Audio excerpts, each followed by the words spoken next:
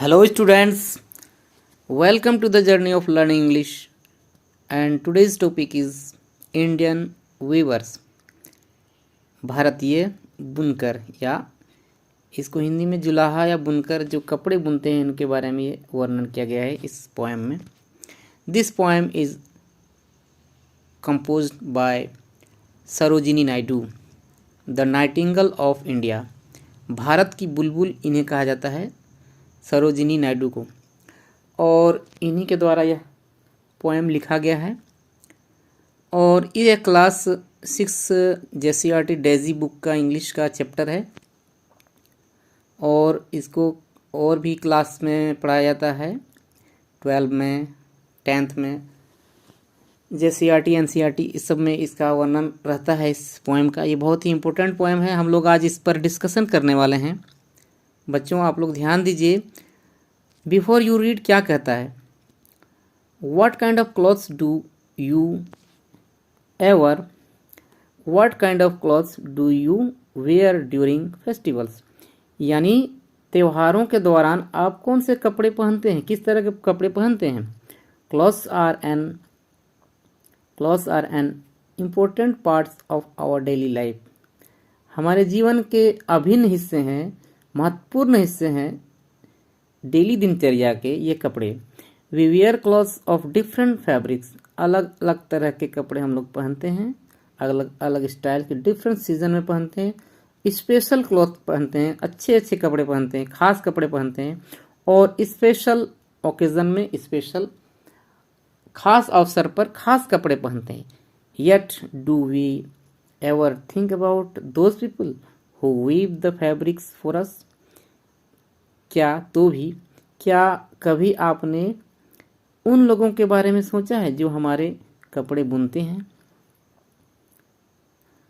This poem is a tribute to them the viewers.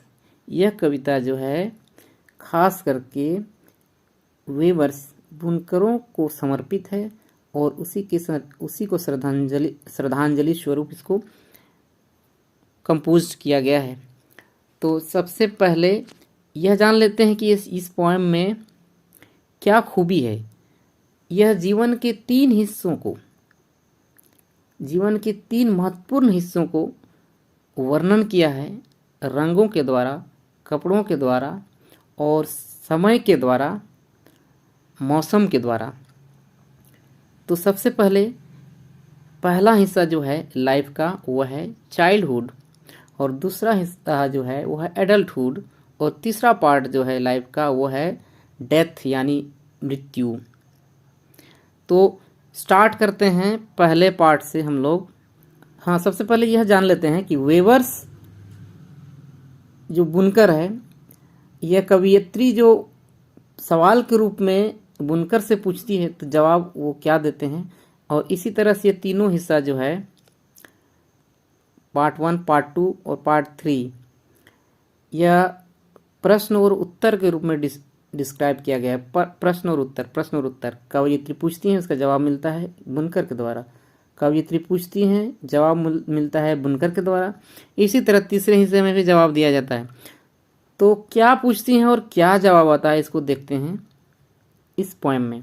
Let's begin.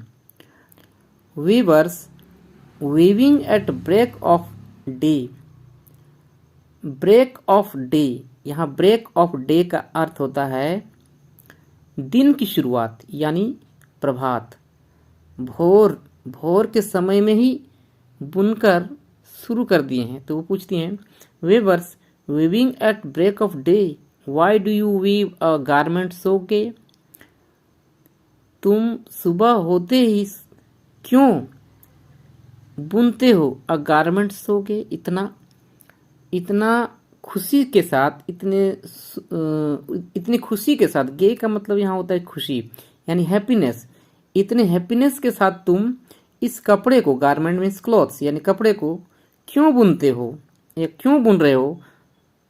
Blue as the wing of a halcyon wild. ऐसा दिख रहा है तुम्हारा कपड़ा, ऐसा ब्लू है जैसा कि एक पक्षी जो है हैल्सियन वाइल्ड, उसके पंख की तरह. हेल्सियन वाइल्ड जो है एक तरह की चिड़िया है जिसका कलर, पंख जो होता है उसका ब्लू होता है। उसकी तरह यह तुमने क्यों बुना है, क्यों इस कपड़े को बुनते हो या बुन रहे हो। तो यहाँ पर देखिए जवाब जो आता है, क्या जवाब देते हैं ये बुनकर जो है, we weave the robes of a new born child. यहाँ रोब्स का मतलब होता है क्लॉथ्स, ये जो ड्रेस होता है, हम जो बुनते हैं इस कपड़े को of a new born child, एक नए जन्म लिए हुए बच्चे के लिए बुना गया है। यानी ये कपड़ा जो मैंने बुना है वो एक नए बच्चे के लिए बुना है।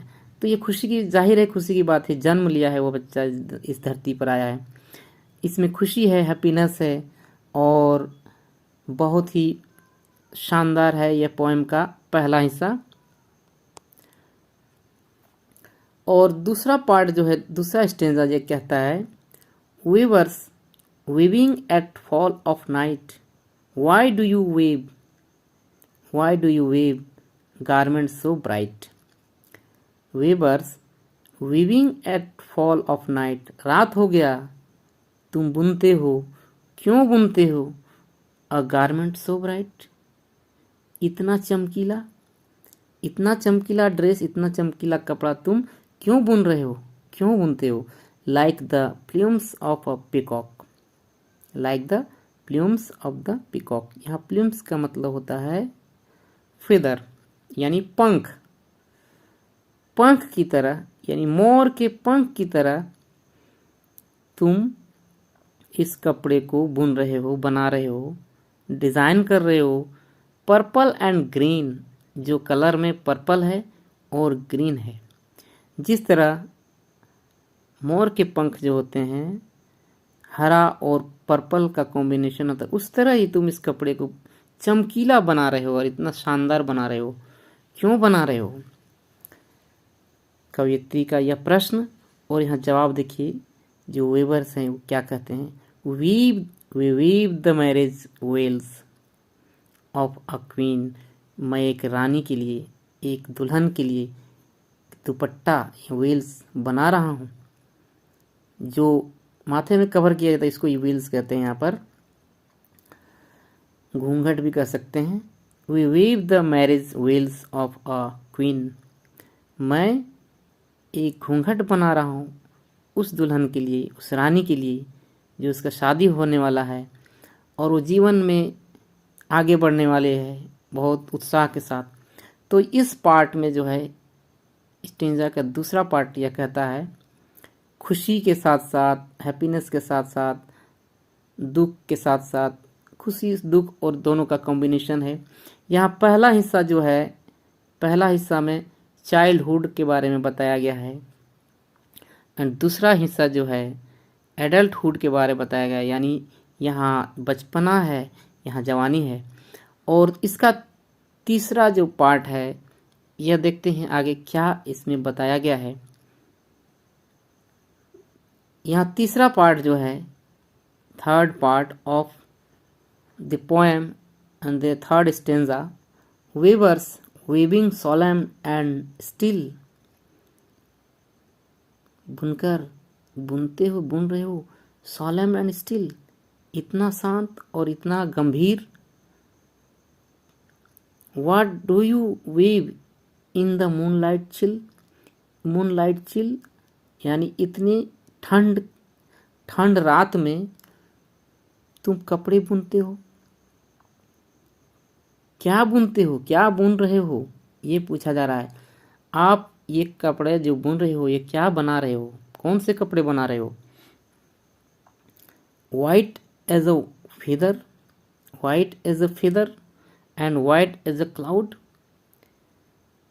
कह रहा है कि इतना सफ़ेद है जितना कि पंख होता है, ऐसा सफ़ेद जैसा कि पंख होता है, ऐसा सफ़ेद जैसा कि बादल होता है जो हवा में उड़ता रहता है। आप लोग भी देखे हैं बच्चों कि जब बादल ऊपर में जो दिखता है, जो वाइट दिखता है, कितना सफ़ेद दिखता है, उसी तरह जो पंख होता है सफ़ेद, बहुत ही सफ़ेद होता है, उसकी तरह तुम इस कपड़े को बुन रहे हो, ये क्या बना रहे हो। We weave a dead man's funeral shroud. हम लोग इसको बना रहे हैं डेड मैन्स फंडल, यानी जो मृत व्यक्ति है उसका शव का श्राद्ध यानी कफन।